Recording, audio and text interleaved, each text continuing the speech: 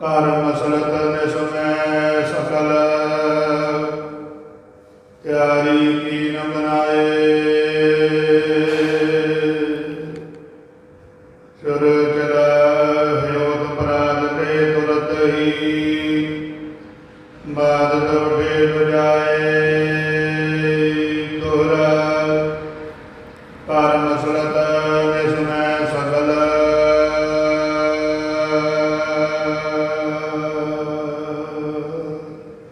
ਵਾਹਿਗੁਰੂ ਜੀ ਕਾ ਖਾਲਸਾ ਵਾਹਿਗੁਰੂ ਜੀ ਕੀ ਫਤਿਹ।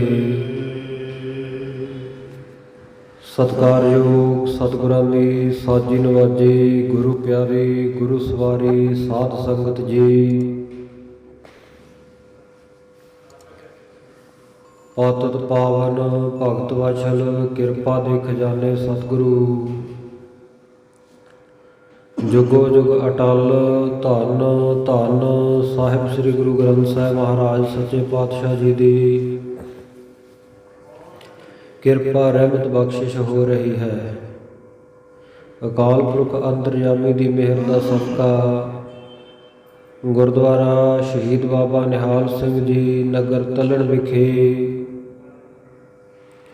ਗੁਰੂ ਚਰਨਾਂ ਵਿੱਚ ਜੁੜ ਬੈਠ ਕੇ ਗੁਰੂ ਕੀ ਬਾਣੀ ਦਾ ਕੀਰਤਨ, ਗੁਰੂ ਕੀ ਬਾਣੀ ਦੇ ਪਾਠ ਔਰ ਹੁਣ ਸਤਿਗੁਰੂ ਜੀ ਦੇ ਸਰਗੁਣ ਸਰੂਪ ਵਿੱਚ ਵਿਚਰ ਕੇ ਵਰਤਾਏ ਗਏ ਕੌਤਕਾਂ ਦੀ ਸੁੰਦਰ ਕਥਾ ਸਰਵਣ ਕਰਨ ਦਾ ਮੌਕਾ ਮਿਲ ਰਿਹਾ ਹੈ। ਦਸਮੇਸ਼ ਪਿਤਾ ਧੰਨ ਧੰਨ ਸਾਹਿਬ ਸ੍ਰੀ ਗੁਰੂ ਗੋਬਿੰਦ ਸਿੰਘ ਸਾਹਿਬ ਜੀ ਮਹਾਰਾਜ ਅੰਮ੍ਰਿਤ ਕੇ ਦਾਤੇ, ਪੰਥ ਦੇ ਵਾਲੀ, ਨੀਲੇ ਦੇ ਸ਼ਾਹ ਅਸਵਾਰ ਸਤਿਗੁਰੂ ਸਾਹਿਬ ਜੀ ਦੱਖਣ ਦੇਸ਼ ਵੱਲ ਜਾ ਰਹੇ ਹਨ। ਇੱਥੇ ਰਸਤੇ ਵਿੱਚ ਭਾਈ ਨੰਦ ਲਾਲ ਜੀ ਬਹਾਦਰ ਸ਼ਾਹ ਦਾ ਸੁਨੇਹਾ ਲੈ ਕੇ ਆਉਂਦੇ ਹੈ ਕਿ ਸਤਿਗੁਰੂ ਜੀ ਬਹਾਦਰ ਸ਼ਾਹ ਆਪ ਜੀ ਦੀ ਸ਼ਰਨ ਲੈਣਾ ਚਾਹੁੰਦਾ ਹੈ, ਆਪ ਜੀ ਤੋਂ ਮਦਦ ਲੈਣਾ ਚਾਹੁੰਦਾ ਹੈ, ਕਿਉਂਕਿ ਬਹਾਦਰ ਸ਼ਾਹ ਬਲਕ ਬੁਖਾਰੇ ਵਾਲੇ ਦੇਸ਼ ਤੋਂ ਇਸ ਇਲਾਕੇ ਵਿੱਚੋਂ ਆਪਣੇ ਪਿਤਾ ਔਰੰਗਜ਼ੇਬ ਦੀ ਵਿਗੜੀ ਹੋਈ ਸਿਹਤ ਦੀ ਗੱਲਬਾਤ ਸੁਣ ਕੇ, ਖਬਰ ਸੁਣ ਕੇ ਵਾਪਸ ਆਇਆ ਸੀ। ਜਦੋਂ ਇਹ ਪੰਜਾਬ ਵਿੱਚ ਆਇਆ, ਇਸ ਨੂੰ ਖਬਰ ਮਿਲੀ ਕਿ ਮੇਰਾ ਪਿਤਾ ਔਰੰਗਜ਼ੇਬ ਉਸ ਦੀ ਮੌਤ ਹੋ ਚੁੱਕੀ ਹੈ। ਉਸ ਦੀ ਜਗ੍ਹਾ ਤੇ ਔਰੰਗਾਬਾਦ ਵਿਖੇ ਮੇਰਾ ਛੋਟਾ ਭਰਾ ਤਾਰਾ ਆਜ਼ਮ ਉਹ ਤਖਤ ਦਾ ਵਾਰਸ ਬਣ ਕੇ ਬੈਠ ਗਿਆ ਹੈ। 22 ਲੱਖ ਫੌਜ ਉਸਨੇ ਆਪਣੇ ਅਧੀਨ ਕਰ ਲਈ ਹੈ।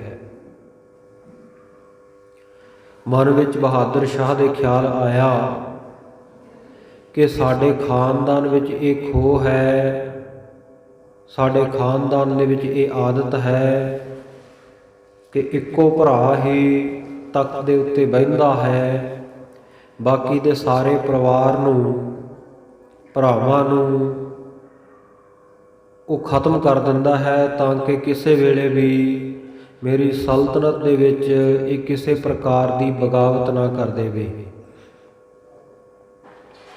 ਐਸਾ ਨਾ ਹੋਵੇ ਕਿ ਜਿਵੇਂ ਮੇਰੇ ਪਿਤਾ ਔਰੰਗਜ਼ੇਬ ਨੇ ਆਪਣੇ ਪਿਤਾ ਮੇਰੇ ਦਾਦੇ ਸ਼ਾਹਜਹਾਂ ਨੂੰ ਕੈਦ ਕਰ ਲਿਆ ਸੀ, ਔਰ ਇਸੇ ਪ੍ਰਕਾਰ ਮੇਰੇ ਚਾਚੇ ਤਾਇਆਂ ਨੂੰ ਔਰੰਗਜ਼ੇਬ ਨੇ ਆਪਣੇ ਭਰਾਵਾਂ ਨੂੰ ਮਾਰ ਕੇ ਦਿੱਲੀ ਦਾ ਤਖਤ ਹਾਸਲ ਕੀਤਾ ਸੀ। ਕਿਤੇ ਇਸ ਪ੍ਰਕਾਰ ਦੀ ਸੋਚ ਨੂੰ ਧਾਰਨ ਕਰਕੇ ਮੇਰਾ ਭਰਾ ਤਾਰਾ ਆਜ਼ਮ ਮੈਨੂੰ ਵੀ ਕਿਤੇ ਗ੍ਰਿਫਤਾਰ ਕਰਵਾ ਕੇ ਮਾਰ ਨਾ ਦੇਵੇ, ਇਹ ਤੌਖਲਾ, ਇਹ ਡਰ ਮਨ ਵਿੱਚ ਪੈਦਾ ਹੋਇਆ। ਸਲਾਹਕਾਰਾਂ ਨਾਲ ਸਲਾਹ ਮਸ਼ਵਰਾ ਕੀਤਾ ਔਰ ਬੜੇ ਗੁਰੂ ਘਰ ਦੇ ਅਨੰਨ ਸ਼ਰਧਾਲੂ ਭਾਈ ਨੰਦ ਲਾਲ ਜੀ, ਇਹ ਬਹਾਦਰ ਸ਼ਾਹ ਦੇ ਵੀ ਮਿੱਤਰ ਸਨ, ਉਹਨਾਂ ਨੇ ਦੱਸ ਪਾਈ ਕਿ ਜੇ ਤੇਰੇ ਪ੍ਰਾਣਾਂ ਦੀ ਰੱਖਿਆ ਕੋਈ ਕਰ ਸਕਦਾ ਹੈ ਤਾਂ ਧੰਨ ਸ਼੍ਰੀ ਗੁਰੂ ਗੋਬਿੰਦ ਸਿੰਘ ਸਾਹਿਬ ਮਹਾਰਾਜ ਰੱਖ ਸਕਦੇ ਹੈ। ਹੋਰ ਇਸ ਧਰਤੀ ਦੇ ਉੱਤੇ ਕੋਈ ਸਮਰੱਥ ਨਹੀਂ ਹੈ ਜੋ ਤੇਰੇ ਪ੍ਰਾਣਾਂ ਦੀ ਰੱਖਿਆ ਕਰ ਸਕੇ। ਇਸ ਪ੍ਰਕਾਰ ਸਤਿਗੁਰੂ ਸਾਹਿਬ ਜੀ ਨੇ ਇਹਨਾਂ ਦੀ ਗੱਲਬਾਤ ਸੁਣ ਕੇ ਹੁਕਮ ਕੀਤਾ ਕਿ ਬਹਾਦਰ ਸ਼ਾਹ ਦੇ ਪ੍ਰਾਣਾਂ ਦੀ ਰੱਖਿਆ ਤਾਂ ਅਸੀਂ ਕਰਨੀ ਹੀ ਕਰਨੀ ਹੈ। ਉਸ ਨੂੰ ਅਸੀਂ ਦਿੱਲੀ ਦੇ ਤਖਤ ਦਾ ਰਾਜ ਭਾਗ ਆ ਸਾਰੇ ਹਿੰਦੁਸਤਾਨ ਦਾ ਚੱਕਰਵਰਤੀ ਬਾਦਸ਼ਾਹ ਵੀ ਬਣਾਵਾਂਗੇ। ਪਰ ਸਾਡੀ ਇੱਕ ਸ਼ਰਤ ਹੈ, ਜਦੋਂ ਉਹ ਬਾਦਸ਼ਾਹ ਬਣ ਜਾਵੇ ਉਸ ਤੋਂ ਬਾਅਦ ਅਸੀਂ ਉਸ ਨੂੰ ਇੱਕ ਸਵਾਲ ਰੱਖਾਂਗੇ, ਉਹਦੇ ਅੱਗੇ ਸਾਡਾ ਉਹ ਸਵਾਲ ਪੂਰਾ ਕਰ ਦੇਵੇ। ਜੋ ਉਸ ਨੂੰ ਹੁਕਮ ਕਰਾਂਗੇ ਇੱਕ ਹੁਕਮ ਉਸ ਨੂੰ ਮੰਨਣਾ ਪੈਣਾ ਹੈ। ਇਹ ਬਹਾਦਰ ਸ਼ਾਹ ਮੰਨ ਗਿਆ, ਕਿਉਂਕਿ ਉਸ ਨੂੰ ਤਾਂ ਆਪਣੇ ਜੀਵਨ ਦਾ ਖਤਰਾ ਸੀ, ਮੇਰੀ ਜਾਨ ਜਿਉਂਦੀ ਰਹੂ ਜਾਂ ਨਹੀਂ, ਮੈਨੂੰ ਪਤਾ ਨਹੀਂ ਕਿਹੜੇ ਵੇਲੇ ਗ੍ਰਿਫਤਾਰ ਕਰ ਲਵੇ ਮੇਰਾ ਭਰਾ। ਜੇ ਸ਼ਰਨ ਵੀ ਜਾਂਦਾ ਹਾਂ ਤਾਂ ਵੀ ਪਤਾ ਨਹੀਂ ਉੱਥੇ ਹੀ ਮਾਰ ਦੇਵੇ। ਮੇਰੇ ਵਾਸਤੇ ਭੱਜਣਾ ਵੀ ਕਾਇਰਤਾ ਹੈ। ਕਿਸੇ ਹੋਰ ਦੇਸ਼ ਵਿੱਚ ਵੀ ਜਾਵਾਂਗਾ ਤੇ ਹੋ ਸਕਦਾ ਉੱਥੋਂ ਦੇ ਰਾਜੇ ਨਾਲ ਸੰਧੀ ਕਰਕੇ ਮੈਨੂੰ ਵਾਪਸ ਬੁਲਾ ਲਵੇ, ਗ੍ਰਿਫਤਾਰ ਕਰ ਲਵੇ। ਪਰ ਜਦੋਂ ਸਤਿਗੁਰੂ ਸਾਹਿਬ ਜੀ ਨੇ ਆਸ਼ਵਾਸਨ ਦੇ ਦਿੱਤਾ, ਇਹ ਯਕੀਨ ਦਿਵਾਇਆ, ਭਰੋਸਾ ਦਿਵਾਇਆ ਕਿ ਬਹਾਦਰ ਸ਼ਾਹ ਸਿਰਫ ਤੇਰੇ ਤਨ ਦੀ ਹੀ ਰੱਖਿਆ, ਪ੍ਰਾਣਾਂ ਦੀ ਹੀ ਰੱਖਿਆ ਨਹੀਂ ਕਰਾਂਗੇ, ਬਲਕਿ ਤੈਨੂੰ ਦਿੱਲੀ ਤਖਤ ਦਾ ਵਾਰਸ ਵੀ ਬਣਾਵਾਂਗੇ। ਤਾਂ ਇਹ ਬੜਾ ਖੁਸ਼ ਹੋਇਆ। ਸਤਿਗੁਰੂ ਜੀ ਦੇ ਹੁਕਮ ਮੁਤਾਬਕ ਇਹਨੇ ਕੁਝ ਕੁ ਫੌਜ ਇਕੱਤਰ ਕੀਤੀ, 7,000, ਔਰ ਆਪਣੇ ਭਰਾ ਤਾਰਾ ਆਜ਼ਮ ਦੇ ਨਾਲ ਜੰਗ ਲੜਨ ਦੇ ਲਈ ਤਿਆਰ ਹੋਇਆ। ਆਗਰੇ ਵਾਲੀ ਦਿਸ਼ਾ ਤੋਂ ਗਵਾਲੀਅਰ ਵੱਲ ਨੂੰ ਹੁੰਦਾ ਹੋਇਆ ਧੌਲਪੁਰ ਦੇ ਨੇੜੇ ਚੰਬਲ ਨਦੀ ਦੇ ਕਿਨਾਰੇ ਦੇ ਉੱਤੇ ਜਾ ਕੇ ਇਸ ਨੇ ਮੈਦਾਨ ਮੱਲ ਲਿਆ। ਦੂਜੇ ਪਾਸੇ ਤਾਰਾ ਆਜ਼ਮ ਨੂੰ ਵੀ ਪਤਾ ਲੱਗਾ ਕਿ ਮੇਰਾ ਭਰਾ ਬਹਾਦਰ ਸ਼ਾਹ ਮੇਰੇ ਨਾਲ ਜੰਗ ਲੜਨੀ ਚਾਹੁੰਦਾ ਹੈ, ਤਾਂ ਉਹ ਵੀ ਆਪਣੇ ਲਾਮ ਲਸ਼ਕਰ ਸਮੇਤ ਔਰੰਗਾਬਾਦ ਤੋਂ ਦਿੱਲੀ ਵੱਲ ਨੂੰ ਚੱਲ ਪਿਆ। ਰਸਤੇ ਵਿੱਚ ਇੱਧਰ ਨੂੰ ਹੀ ਹੋ ਤੁਰਿਆ ਜਿੱਧਰ ਬਹਾਦਰ ਸ਼ਾਹ ਸੀ। ਕਹਿੰਦਾ ਦਿੱਲੀ ਫੇਰ ਪਹੁੰਚਾਂਗਾ, ਪਹਿਲਾਂ ਆ ਰਸਤੇ ਦਾ ਜਿਹੜਾ ਰੋਡ ਆ ਇਹਨੂੰ ਪਾਸੇ ਕਰਾਂ। ਸੋ ਦੋਵੇਂ ਭਰਾ ਆਪਸ ਦੇ ਵਿੱਚ ਮੈਦਾਨੇ ਜੰਗ ਵਿੱਚ ਆਮੋ ਸਾਹਮਣੇ ਹੋਏ ਐ। ਜਿਵੇਂ ਇਹਨਾਂ ਦਾ ਜੰਗ 3 ਦਿਨ ਤੱਕ ਚੱਲਿਆ, ਪਹਿਲੇ ਦਿਨ ਦਾ ਜੰਗ, ਦੂਜੇ ਦਿਨ ਦਾ ਜੰਗ, ਤੀਜੇ ਦਿਨ ਦਾ ਜੰਗ, ਇਹ ਆਪਾਂ ਬੀਤੇ ਕੱਲ ਦੀਵਾਨ ਦੇ ਵਿੱਚ ਕਥਾ ਸਾਂਝੀ ਕੀਤੀ ਹੈ। ਔਰ ਇਸ ਮੈਦਾਨੇ ਜੰਗ ਦੇ ਵਿੱਚ ਜਦੋਂ ਥੋੜੀ ਫੌਜ ਹੋਣ ਦੇ ਬਾਵਜੂਦ ਵੀ ਬਹਾਦਰ ਸ਼ਾਹ ਦੀ ਸੈਨਾ ਬਹੁਗਿਣਤੀ ਫੌਜਾਂ ਦੇ ਉੱਤੇ ਧਾ ਕੇ ਪੈ ਰਹੀ ਹੈ, ਤਾਂ ਹਾਥੀ ਦੇ ਹੁੱਦੇ ਦੇ ਉੱਤੇ ਬੈਠੇ ਨੂੰ, ਅਟਾਰੀ ਵਿੱਚ ਬੈਠੇ ਨੂੰ ਇਹਨੂੰ ਖਿਆਲ ਆਉਂਦਾ ਹੈ, ਕੋਲ ਭਾਈ ਧਰਮ ਸਿੰਘ ਵੀ ਬੈਠੇ ਆ, ਨਾਲ ਬਿਠਾਏ ਨੇ, ਡਰਦੇ ਨੇ।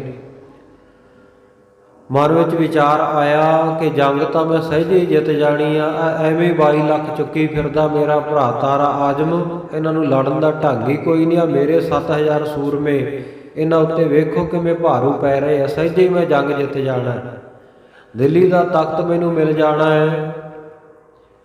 ਫਿਰ ਸੋਚਦਾ ਹੈ ਕਿ ਸਤਿਗੁਰੂ ਜੀ ਨੇ ਮੇਰੇ ਅੱਗੇ ਪਤਾ ਨਹੀਂ ਕੀ ਸਵਾਲ ਪਾਉਣਾ ਹੈ, ਕੀ ਹੁਕਮ ਕਰਨਗੇ।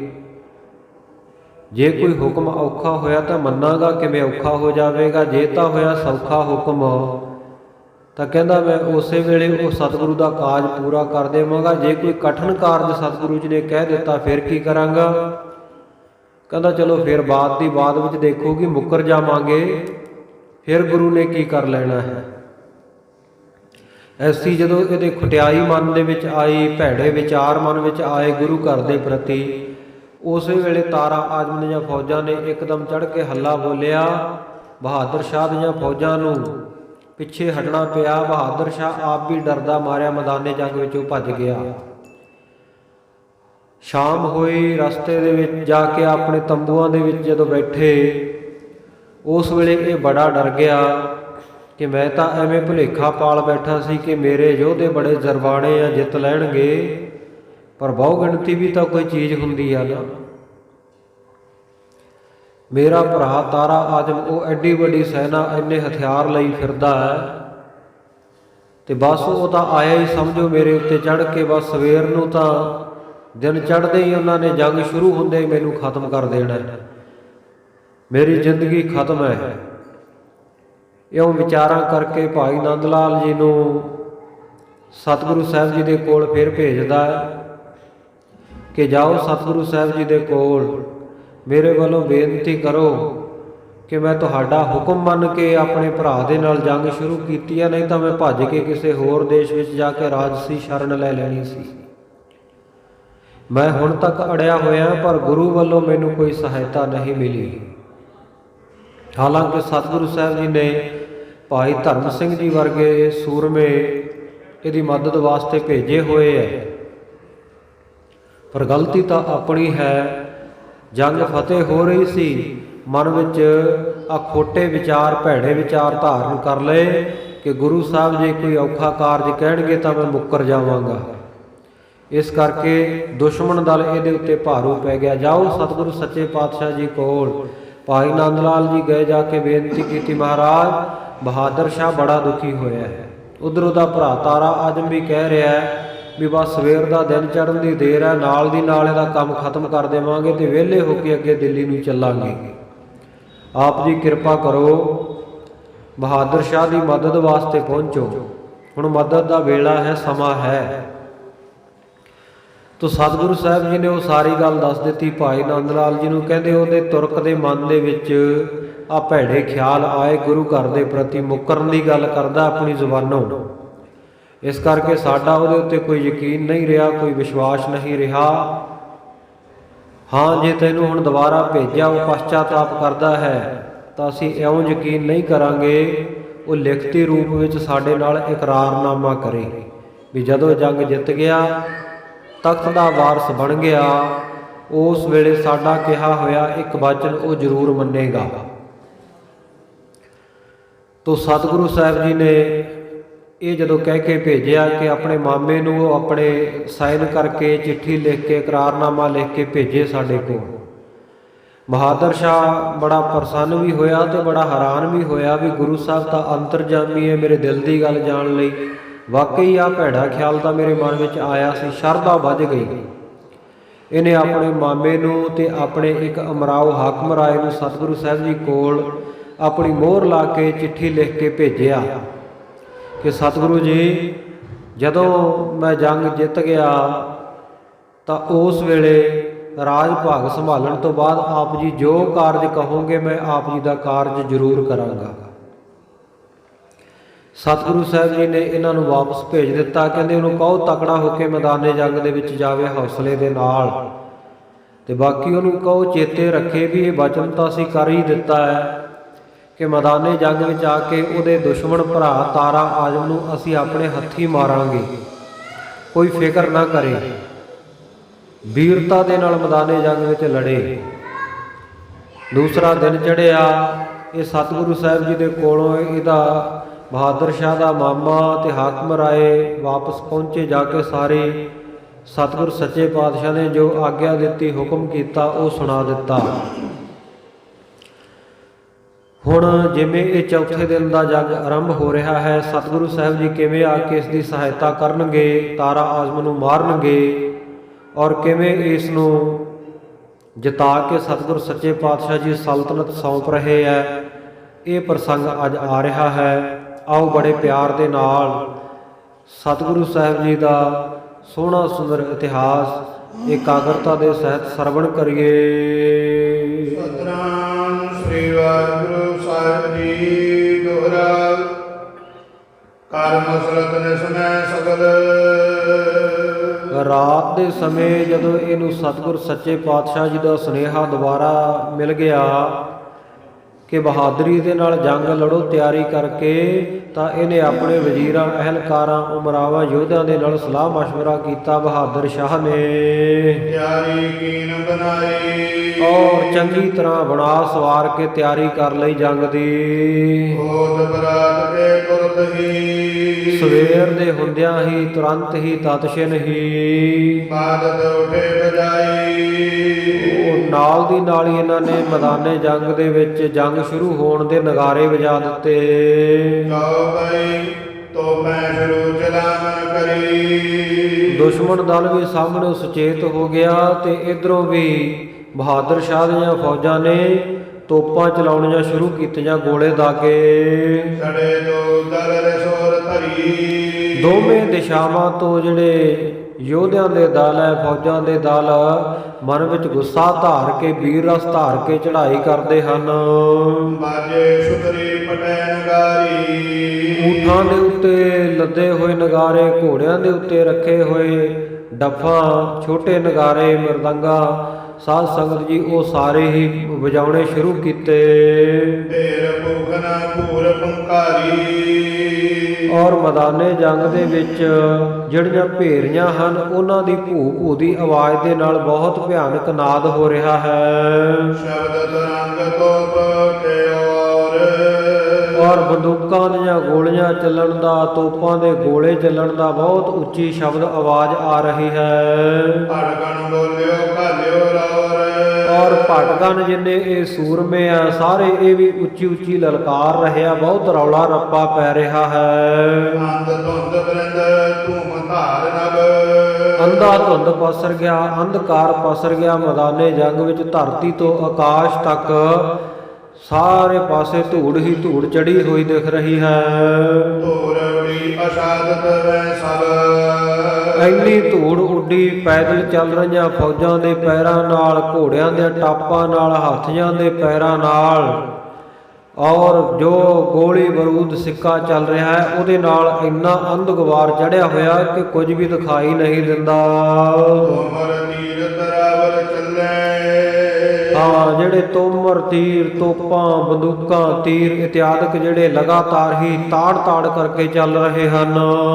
ਬਾਰ ਬਾਰ ਬਹਾਲਤ ਕਲਹਲੀ ਘਾਲਤ ਹੱਲੀ, ਔਰ ਬਾਰ-ਬਾਰ ਯੋਧੇ ਸੂਰਮੇ ਆਪਣੇ ਦੁਸ਼ਮਣਾਂ ਦੇ ਉੱਤੇ ਹੱਲੇ ਕਰ ਰਹੇ ਹਨ, ਹਮਲੇ ਕਰ ਰਹੇ ਹਨ। ਉਤ ਤਾਰਾ ਆਜਮ ਰਸ ਧਰਕੈ, ਉਧਰ ਜਿਹੜਾ ਤਾਰਾ ਆਜਮ ਹੈ ਬਹਾਦਰ ਸ਼ਾਹ ਦਾ ਛੋਟਾ ਭਰਾ, ਉਹ ਮਨ ਵਿੱਚ ਬੜਾ ਗੁੱਸਾ ਧਾਰ ਕੇ ਪ੍ਰੇਰਿਓ ਲਸ਼ਕਰ ਉਜ ਉਜਰਕੈ, ਬਹੁਤ ਉੱਚੀ ਉੱਚੀ ਬੋਲ ਕੇ ਆਪਣੇ ਲਸ਼ਕਰ ਨੂੰ, ਆਪਣੀ ਫੌਜ ਨੂੰ ਪ੍ਰੇਰਨਾ ਕਰ ਰਿਹਾ ਹੈ। ਤਾਂ ਪਇਓ ਤੁਮ ਕੋ ਅਮਰਾਉ, ਆਪਣੇ ਉਮਰਾਵਾਂ ਨੂੰ, ਅਹਿਲਕਾਰਾਂ ਨੂੰ, ਵਜ਼ੀਰਾਂ ਨੂੰ ਉੱਚੀ ਉੱਚੀ ਲਲਕਾਰ ਰਿਹਾ ਹੈ ਕਿ ਤੁਸੀਂ ਸਾਰੇ ਕਿੱਧਰ ਚਲੇ ਗਏ, ਕਿੱਧਰ ਮਰ ਗਏ। ਬੈਠ ਸਭਾ ਭਗਤ ਪਰਵਾਉ, ਆਹ ਦੇਖੋ ਥੋੜੀ ਜੀ ਫੌਜ ਸਾਡੇ ਉੱਤੇ ਕਿਵੇਂ ਭਾਰੂ ਪੈ ਰਹੀ ਹੈ। ਸਭਾ ਵਿੱਚ ਬੈਠ ਕੇ, ਦਰਬਾਰ ਵਿੱਚ ਬੈਠ ਕੇ ਤਾਂ ਤੁਸੀਂ ਬੜੀਆਂ ਛੱਡਦੇ ਹੋ, ਉਸ ਵੇਲੇ ਤਾਂ ਬੜੇ ਹਉਮੈ ਹੰਕਾਰ ਦੀਆਂ ਗੱਲਾਂ ਕਰਦੇ ਹੋ।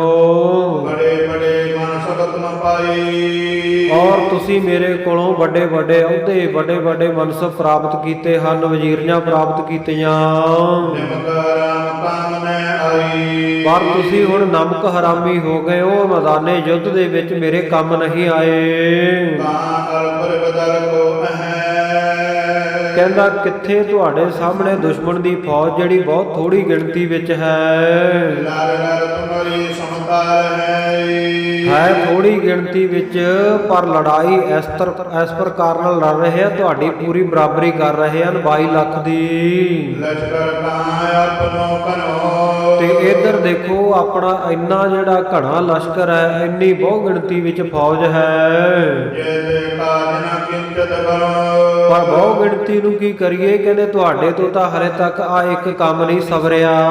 ਪਿਆਰੇ ਪ੍ਰਾਣ ਕੇ ਤੇ ਸੋ ਮਿਲੇ, ਇਹਨਾਂ ਨੂੰ ਉੱਚੀ ਉੱਚੀ ਪੁਕਾਰਦਾ ਮੈਦਾਨੇ ਜੰਗ ਵਿੱਚ, ਕਹਿੰਦਾ ਮੰਤਰੀਓ, ਵਜ਼ੀਰੋ, ਤੁਹਾਨੂੰ ਪ੍ਰਾਣ ਪਿਆਰੇ, ਆਪਣੀ ਜਾਨ ਪਿਆਰੀ ਹੈ ਤਾਂ ਨਹੀਂ ਲੜਦੇ ਜਾਂ ਦੁਸ਼ਮਣ ਦੇ ਨਾਲ ਮਿਲ ਗਏ ਹੋ। ਕਹਿੰਦੇ ਦੇਖੋ ਸਾਹਮਣੇ ਥੋੜੇ ਜਿਹੇ ਤੁਹਾਨੂੰ ਦਵਾਈ ਤੁਰੇ ਆਉਂਦੇ ਹਨ, ਇਉਂ ਆਪਣੇ ਸਾਰੇ ਜਿਹੜੇ ਸੈਨਾਪਤੀ ਹੈ, ਫੌਜ ਦੇ ਮੁਖੀ ਹੈ, ਉਹਨਾਂ ਨੂੰ ਡਾਂਟ ਰਿਹਾ ਹੈ, ਉਹਨਾਂ ਨੂੰ ਤਾੜਨਾ ਕਰ ਰਿਹਾ ਹੈ ਤਾਰਾ ਆਜ਼ਮ। ਹਾਂ, ਕਹਿ ਕਹਿ ਕੇ ਬੰਦੇ ਭੇਜੇ, ਚੌਕੀਦਾਰ ਭੇਜੇ, ਜਿੱਥੇ ਜਿੱਥੇ ਸੈਨਾਪਤੀ ਖੜੇ ਸਨ ਉਹਨਾਂ ਕੋਲ ਸੁਨੇਹੇ ਭੇਜੇ। ਇਤਿਆਦਿਕ ਕਹਾ ਸੁਣੀ ਇਹਦੀ ਫੌਜ ਦੇ ਵਿੱਚ ਹੋ ਰਹੀ ਹੈ। ਆਪਣੇ ਲਸ਼ਕਰ ਨੂੰ, ਆਪਣੀ ਫੌਜ ਨੂੰ ਪ੍ਰੇਰਨਾ ਕਰਨ ਵਾਸਤੇ ਇਹ ਚਾਹੁੰਦਾ ਹੈ ਕਿ ਸਾਰੇ ਉਮਰਾਓ ਜਿਹੜੇ ਇੱਕੇ ਵਾਰੀ ਹੱਲਾ ਬੋਲਣ ਇਕੱਠੇ ਹੋ ਕੇ। ਤੇਰੇ ਨਕੀਬ ਭਣਤ ਰਣਵਾਹਾ। ਇਹ ਸੁਨੇਹਾ ਜਿਹੜਾ ਤਾਰਾ ਆਜਮ ਦਾ, ਇਹ ਨਕੀਬ ਜਿਹੜਾ ਆਵਾਜ਼ ਦੇਣ ਵਾਲਾ, ਜਿਹੜਾ ਬਾਦਸ਼ਾਹ ਦੇ ਦਰਬਾਰ ਦੇ ਵਿੱਚ ਬਾਦਸ਼ਾਹ ਸਲਾਮਤ ਇਤਿਆਦਿਕ ਆਵਾਜ਼ਾਂ ਦਿੰਦਾ ਹੁੰਦਾ, ਉਹਨੂੰ ਨਕੀਬ ਕਹਿੰਦੇ ਆ। ਨੁਕਬ, ਨਕਾਬ ਤੋਂ ਇਹ ਸ਼ਬਦ ਬਣਿਆ। ਨੁਕਬ ਦਾ ਜਾਂ ਨਕਾਬ ਦਾ ਜਿਹੜਾ ਮਤਲਬ ਉਹ ਆਵਾਜ਼ ਹੈ, ਤੇ ਨਕੀਬ ਜਿਹੜਾ ਉਹ ਆਵਾਜ਼ ਨੂੰ ਦੇਣ ਵਾਲਾ, ਉੱਚੀ ਉੱਚੀ ਬੋਲਣ ਵਾਲਾ, ਚੋਬਦਾਰ। ਸੋ ਇਹ ਜਾ ਜਾ ਕੇ ਚੋਬਦਾਰ ਸੈਨਾਪਤੀਆਂ ਨੂੰ ਜਾ ਕੇ ਇਹ ਬਾਦਸ਼ਾਹ ਦਾ, ਤਾਰਾ ਆਜਮ ਦਾ ਸੁਨੇਹਾ ਦੇ ਰਿਹਾ ਹੈ। ਲੱਖੋਂ ਲਸ਼ਕਰ ਮੁੜਿਓ ਐਸੀ। ਲੱਖਾਂ ਦੀ ਗਿਣਤੀ ਵਿੱਚ ਜਿਹੜੀ ਫੌਜ ਹੈ ਇਸ ਪ੍ਰਕਾਰ ਚੜੀ ਹੋਈ ਹੈ। ਸਾਗਰ ਜੋਤ ਜਲ ਜੰਤੁਨ ਜੈਸੀ। ਜਦੋਂ ਸਾਰਿਆਂ ਨੂੰ ਸੁਨੇਹਾ ਮਿਲ ਗਿਆ ਤਾਰਾ ਆਜਮ ਦਾ ਕਿ ਤੁਸੀਂ ਸਾਰਿਆਂ ਨੇ ਇੱਕੋ ਵਾਰੀ ਹੱਲਾ ਕਰਕੇ, ਬਹੁ ਗਿਣਤੀ ਦੇ ਵਿੱਚ ਫੌਜ ਨੇ ਆ ਥੋੜੀ ਗਿਣਤੀ ਵਾਲੇ ਮੇਰੇ ਭਰਾ ਬਹਾਦਰ ਸ਼ਾਹ ਦੀ ਫੌਜ ਦੇ ਉੱਤੇ ਚੜ੍ਹਾਈ ਕਰਨੀ ਹੈ, ਇੱਕੋ ਹੀ ਹੱਲਾ ਕਰਨਾ, ਇੱਕੋ ਹੱਲੇ ਨਾਲ ਆਪਾਂ ਮੈਦਾਨ ਅਨੁਸਾਰ ਕਰ ਲੈਣਾ। ਸੋ ਇਹ ਸਾਰੀ ਜਿਹੜੀ ਰਣਨੀਤੀ ਜਦੋਂ ਇਹਨਾਂ ਨੂੰ ਸਮਝਾਈ ਤਾਂ ਉਸ ਵੇਲੇ ਇਹ ਜਿਹੜਾ ਸਾਰਾ ਲਾਮ ਲਸ਼ਕਰ ਹੈ ਦਾ ਭਾਰੀ ਗਿਣਤੀ ਵਿੱਚ ਫੌਜ ਹੈ, ਉਹ ਇਸ ਪ੍ਰਕਾਰ ਚੜੀ ਹੈ। ਭਾਈ ਸੰਤੋਖ ਸਿੰਘ ਜੀ ਨੇ ਇੱਥੇ ਇਹ ਇੱਕ ਬੜਾ ਸੋਹਣਾ ਉਹਨਾਂ ਨੇ ਨਕਸ਼ਾ ਖਿੱਚਿਆ। ਕਹਿੰਦੇ ਜਿਵੇਂ ਸਾਗਰ ਜੁੱਤ ਜਲ ਜੰਤਨ ਜੈਸੇ, ਜਿਵੇਂ ਸਾਗਰ ਦੇ ਵਿੱਚ, ਸਮੁੰਦਰ ਦੇ ਵਿੱਚ ਜਿਸ ਵੇਲੇ ਭੁਚਾਲ ਆਉਂਦਾ, ਹੜ੍ਹ ਆਉਂਦਾ ਹੈ, ਤੂਫਾਨ ਆਉਂਦਾ ਹੈ, ਤਾਂ ਉਸ ਵੇਲੇ ਜਿਵੇਂ ਸਮੁੰਦਰ ਦਾ ਪਾਣੀ ਉਛਾਲਾ ਮਾਰਦਾ, ਜਵਾਰ ਭਾਟਾ ਜਿਵੇਂ ਆਉਂਦਾ ਹੈ, ਉਸ ਪ੍ਰਕਾਰ ਫੌਜ ਉਛਲ ਕੇ ਪਈ ਹੈ। ਜਿਹੜੇ ਵੱਡੇ ਵੱਡੇ ਹਾਥੀ ਆ, ਇਉਂ ਹੈ ਜਿਵੇਂ ਸਮੁੰਦਰ ਦੇ ਵਿੱਚ ਵੱਡੇ ਵੱਡੇ ਤੰਦੂਏ ਹੁੰਦੇ ਆ, ਔਰ ਇਸੇ ਪ੍ਰਕਾਰ ਜਿਹੜੇ ਘੋੜੇ ਆ ਉਹ ਮੱਛਾਂ ਵਾਂਗੂ ਲੱਗ ਰਹੇ ਹਨ। ਤੇ ਮੈਦਾਨੇ ਜੰਗ ਵਿੱਚ ਜਿਹੜੇ ਪਲੀਤੇ ਧੁਖ ਰਹੇ ਆ, ਗੋਲੀਆਂ ਦੇ ਵਿੱਚੋਂ, ਬੰਦੂਕਾਂ ਦੀਆਂ ਗੋਲੀਆਂ ਚੱਲਣ ਦੇ ਨਾਲ ਜਿਹੜੀ ਅੱਗ ਨਿਕਲ ਰਹੀ ਹੈ, ਤੋਪਾਂ ਦੇ ਗੋਲਿਆਂ ਦੇ ਨਾਲ ਜਿਹੜੀ ਅੱਗ ਨਿਕਲ ਰਹੀ ਹੈ, ਉਹ ਕਹਿੰਦੇ ਇਉਂ ਹੈ ਜਿਵੇਂ ਸਮੁੰਦਰ ਦੇ ਵਿੱਚ ਅੱਗ ਵਰਦੀ ਹੁੰਦੀ ਹੈ, ਕਿਉਂਕਿ ਸਮੁੰਦਰ ਵਿੱਚ ਵੀ ਅਗਨੀ ਹੁੰਦੀ ਹੈ ਜਿਹਨੂੰ ਬੜਵਾ ਅਨਲ ਕਹਿੰਦੇ ਆ, ਬੜਵਾ ਅਗਨੀ। ਸੋ ਜਿਹੜੀ ਇਹ ਚਾਰੇ ਪਾਸੇ ਸ਼ਸਤਰਾਂ ਦੇ ਭਿੜਨ ਦੇ ਨਾਲ ਜਾਂ ਤੋਪਾਂ ਬੰਦੂਕਾਂ ਚੱਲਣ ਦੇ ਨਾਲ ਬਿਜਲੀ ਚਮਕਦੀ ਹੈ, ਉਹ ਇਉਂ ਮੰਨੋ ਵੀ ਸਮੁੰਦਰ ਦੇ ਵਿੱਚ ਬੜਵਾ ਅਗਨੀ ਚਮਕਦੀ ਹੈ। ਜਿੰਨੀਆਂ ਕਿਰਪਾਨਾਂ ਹਨ ਯੋਧਿਆਂ ਦੇ ਹੱਥਾਂ ਵਿੱਚ ਫੜੀਆਂ ਹੋਈਆਂ, ਇਉਂ ਜਾਣੋ ਕਿ ਜਿਵੇਂ ਸਮੁੰਦਰ ਦੇ ਪਾਣੀ ਵਿੱਚ ਮੱਛੀਆਂ ਹਨ। ਜਿਹੜੀ ਪੈਦਲ ਫੌਜ ਤੁਰੀ ਆਉਂਦੀ ਹੈ ਤਾਰਾ ਆਜਮ ਦੀ ਚੜ੍ਹ ਕੇ ਬਹਾਦਰ ਸ਼ਾਹ ਦੀ ਫੌਜ ਦੇ ਉੱਤੇ, ਕਹਿੰਦੇ ਉਹਨਾਂ ਨੂੰ ਇਉਂ ਗਿਣ ਲਓ ਵੀ ਜਿਵੇਂ ਸਮੁੰਦਰ ਦੇ ਵਿੱਚ ਹੋਰ ਹਜ਼ਾਰਾਂ ਜੀਵ ਜੰਤੂ ਹੁੰਦੇ ਹਨ। ਜਿਵੇਂ ਆਪਣੀ ਮਰਿਆਦਾ ਨੂੰ ਤਜ ਕੇ, ਆਪਣੀ ਮਰਿਆਦਾ ਨੂੰ ਛੱਡ ਕੇ ਸਮੁੰਦਰ ਉਛਾਲਾ ਮਾਰਦਾ ਨਾ, ਸੋ ਇਸ ਪ੍ਰਕਾਰ ਲੱਗ ਰਿਹਾ ਵੀ ਜਿਵੇਂ ਸਮੁੰਦਰ ਉਛਲ ਗਿਆ ਹੁੰਦਾ, ਇਸ ਪ੍ਰਕਾਰ ਫੌਜ ਦਾ ਉਛਾਲ ਆ ਰਿਹਾ ਹੈ। ਜਿਵੇਂ ਪਾਣੀ ਦਾ ਵਹਾਅ ਇੱਕਦਮ ਬਾਹਰ ਨੂੰ ਆਉਂਦਾ, ਇਸ ਤਰ੍ਹਾਂ ਫੌਜ ਪਾਣੀ ਵਾਂਗੂ ਵਹਿੰਦੀ ਹੋਈ ਆ ਰਹੀ ਹੈ। ਜਿਵੇਂ ਬਹੁਤ ਵੇਗ ਦੇ ਨਾਲ, ਬਹੁਤ ਤੇਜ਼ੀ ਦੇ ਨਾਲ ਸਮੁੰਦਰ ਦਾ ਪਾਣੀ ਬਾਹਰ ਵੱਲ ਨੂੰ ਉਛਾਲੇ ਮਾਰਦਾ ਹੁੰਦਾ ਹੈ, ਇਉਂ ਫੌਜ ਵੀ ਇੱਕਦਮ ਜਾ ਪਈ ਹੈ।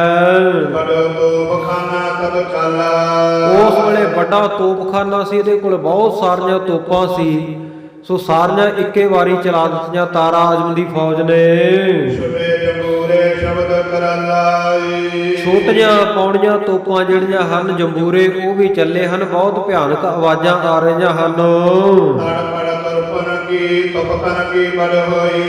ਔਰ ਤੁਪਕਾਂ ਦੀ, ਬੰਦੂਕਾਂ ਦੀਆਂ ਗੋਲੀਆਂ ਚੱਲਣ ਦੇ ਨਾਲ ਤੜਪੜ ਮੈਦਾਨੇ ਜੰਗ ਵਿੱਚ ਹੋ ਰਹੀ ਹੈ। ਹਾਂ, ਸੂਰਮੇ ਗੋਲੀਆਂ ਮਾਰ ਰਹੇ ਆ ਤੇ ਸਾਹਮਣੇ ਵਾਲੇ ਉਹ ਗੋਲੀਆਂ ਦਾ ਨਿਸ਼ਾਨਾ ਬਣ ਕੇ ਉੱਡ ਰਹੇ ਹਨ। ਬਹਾਦਰ ਸ਼ਾਹ ਦਾ ਜਿਹੜਾ ਦਲ ਹੈ, ਬਹਾਦਰ ਸ਼ਾਹ ਦੀ ਜਿਹੜੀ ਫੌਜ ਹੈ, ਇੱਕ ਵਾਰੀ ਉਸਦੇ ਪੈਰ ਹਿੱਲ ਗਏ, ਸਾਰੀ ਫੌਜ ਹਿੱਲ ਗਈ। ਜਦੋਂ ਆਹ ਦ੍ਰਿਸ਼ ਦੇਖਿਆ ਤਾਂ ਬਹਾਦਰ ਸ਼ਾਹ ਜਿਹੜਾ ਉਹ ਸਾਧ ਸੰਗਤ ਜੀ ਮਨ ਦੇ ਵਿੱਚ ਬਹੁਤ ਡਰ ਗਿਆ। ਧਰਮ ਸਿੰਘ ਬੈਠਿਓ ਪਿਛਵਾਰੀ। ਭਾਈ ਧਰਮ ਸਿੰਘ ਜੀ ਜਿਹੜੇ ਹਾਥੀ ਦੇ ਹੁੱਦੇ ਉੱਤੇ, ਹਾਥੀ ਦੀ ਅੰਬਾਰੀ ਦੇ ਉੱਪਰ, ਇਹ ਬਹਾਦਰ ਸ਼ਾਹ ਦੇ ਨਾਲ ਹੀ ਪਿੱਛੇ ਬੈਠੇ ਸਨ। ਜਿਸ ਗੁਰ ਕੀ ਗਤ ਉਚਾਰੀ। ਉਹਨਾਂ ਨੂੰ ਸਤਿਗੁਰੂ ਸਾਹਿਬ ਜੀ ਦੀ ਗੱਲ ਕਰਨ ਲੱਗਾ, ਉਹਨਾਂ ਦੇ ਨਾਲ ਸਾਂਝੀ ਬਹਾਦਰ ਸ਼ਾਹ। ਮੈਂ ਪ੍ਰਭ ਬਾਖਨ ਕਰ ਵਿਸ਼ਵਾਸਾਈ। ਡਰਿਆ ਹੋਇਆ ਬੜਾ ਵੀ ਮੇਰੇ ਤੇ ਤਾਂ ਫੌਜ ਚੜ੍ਹ ਆਈ ਮੇਰੇ ਭਰਾ ਦੀ, ਮੈਨੂੰ ਹੁਣ ਮਾਰ ਦੇਣਾ, ਮੇਰੀ ਹਾਰ ਹੋ ਜਾਣੀ ਹੈ।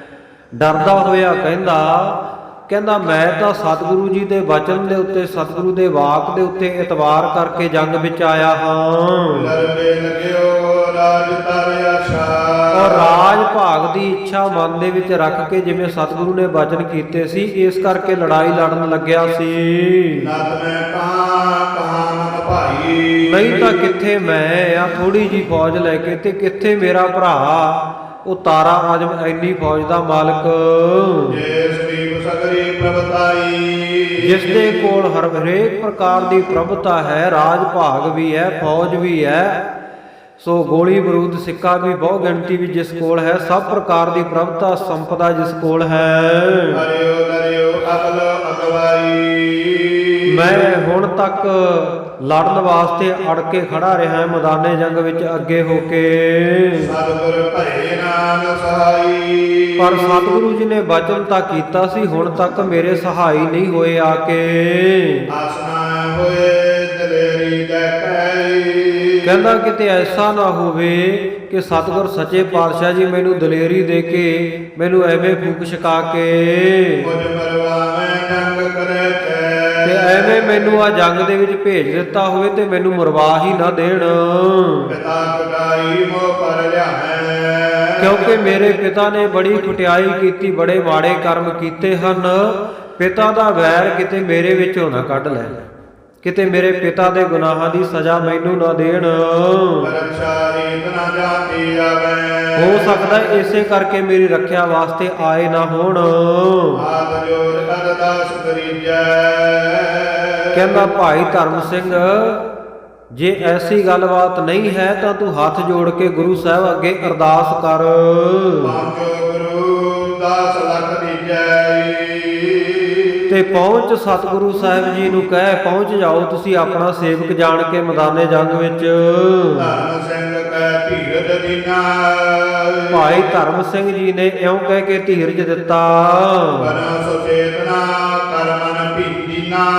ਭਾਈ ਸਾਹਿਬ ਜੀ ਕਹਿੰਦੇ ਬਹਾਦਰ ਸ਼ਾਹ ਮਨ ਨੂੰ ਦੀਨ ਨਾ ਕਰ, ਐਵੇਂ ਮਨ ਨੂੰ ਡੁਲਾ ਨਾ, ਧੀਰਜ ਧਾਰ ਹੌਸਲਾ ਰੱਖ। ਪਰਿਓ ਪਰਿਓ ਭੀਰ ਕਾਢੋ ਜਵਿਆਈ। ਸਤਿਗੁਰੂ ਜੀ ਨੇ ਇਹ ਹੁਕਮ ਕੀਤਾ, ਇਹ ਵਚਨ ਕੀਤਾ ਹੈ ਵੀ ਜਦੋਂ ਬਹੁਤਾ ਹੀ ਭੇੜ ਹੋ ਗਿਆ ਫੌਜਾਂ ਦਾ, ਤਕੜਾ ਭੇੜ ਹੋਵੇਗਾ ਜਿਸ ਵੇਲੇ, ਤਦ ਸੁਨਵੈ ਸਤਿਗੁਰੂ ਸਹਾਈ। ਉਸ ਵੇਲੇ ਸਤਿਗੁਰੂ ਸਾਹਿਬ ਜੀ ਆਪਣੇ ਵਚਨ ਅਨੁਸਾਰ ਆ ਕੇ ਤੇਰੀ ਸਹਾਇਤਾ ਕਰਨਗੇ। ਕਪਟ ਨ ਕਰੈ ਦਾਸ ਕੀ ਸੰਗ। ਔਰ ਜਿਹੜਾ ਤੂੰ ਗੁਰੂ ਤੇ ਸ਼ੰਕਾ ਕਰਦਾ ਹੈ ਵੀ ਗੁਰੂ ਸਾਹਿਬ ਕਿਤੇ ਮੈਨੂੰ ਮਰਵਾ ਨਾ ਦੇਣ, ਮੇਰੇ ਪਿਤਾ ਦੇ ਗੁਨਾਹਾਂ ਦਾ ਬਦਲਾ ਲੈਣ ਵਾਸਤੇ, ਕਹਿੰਦੇ ਸਤਿਗੁਰੂ ਜੀ ਐਸੇ ਨਹੀਂ ਹਨ।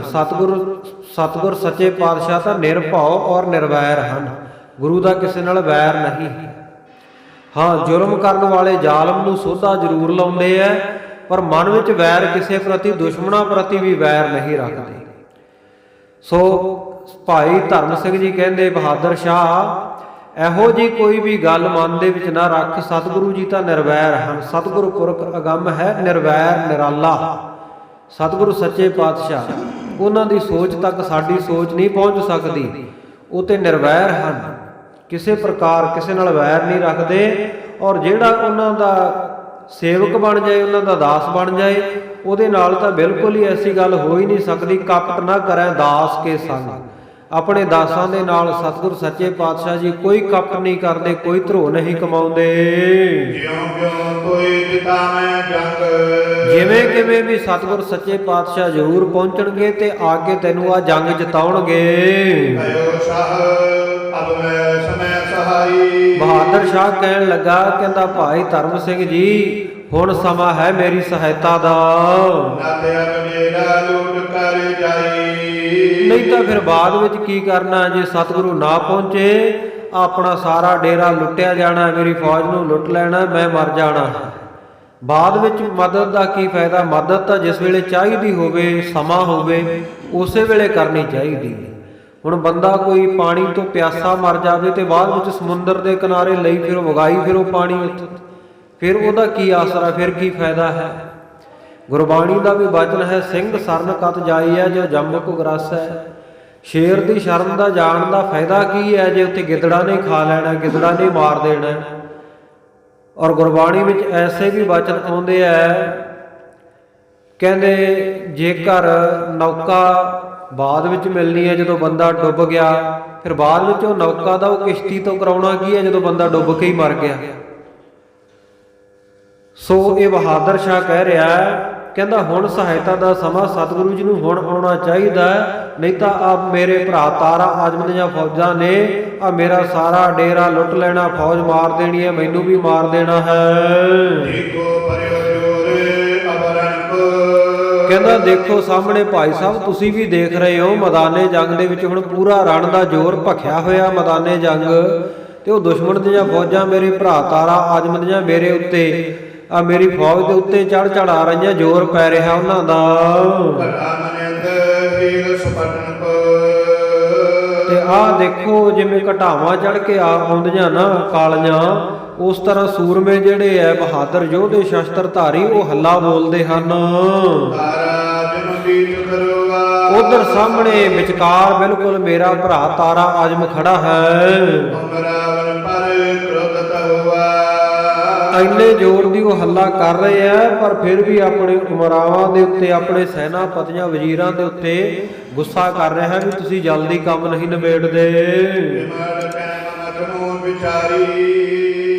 ਕਹਿੰਦੇ ਮੇਰੀ ਵਿਚਾਰੀ ਜੀ ਸੈਨਾ, ਜਿਹੜੀ ਥੋੜੀ ਜੀ ਸੈਨਾ ਐਡੇ ਵੱਡੇ ਲਾਮ ਲਸ਼ਕਰ ਨੂੰ ਕਿਵੇਂ ਅਟਕਾ ਪਾਵੇਗੀ, ਕਿਵੇਂ ਰੋਕ ਲਾਵੇਗੀ। ਮੇਰੀ ਫੌਜ ਤਾਂ ਐਉਂ ਆ ਜਿਵੇਂ ਆਟੇ ਵਿੱਚ ਥੋੜਾ ਜਿਹਾ ਲੂਣ ਹੁੰਦਾ ਹੈ। ਜੇ ਕਹਿੰਦੇ ਹੁਣ ਮੇਰੀ ਆ ਜਿਹੜੀ ਸੈਨਾ ਭੱਜ ਗਈ ਡਰਦੀ ਹੋਈ, ਬਸ ਫਿਰ ਉਸ ਤੋਂ ਬਾਅਦ ਕੋਈ ਉਪਾਅ ਨਹੀਂ, ਕੋਈ ਯਤਨ ਨਹੀਂ ਬਣ ਆਵੇਗਾ। ਇਸ ਕਰਕੇ ਤੂੰ ਹੁਣੇ ਸਤਿਗੁਰੂ ਜੀ ਦੇ ਚਰਨਾਂ ਵਿੱਚ ਦੋਵੇਂ ਹੱਥ ਜੋੜ ਕੇ ਅਰਦਾਸ ਕਰ।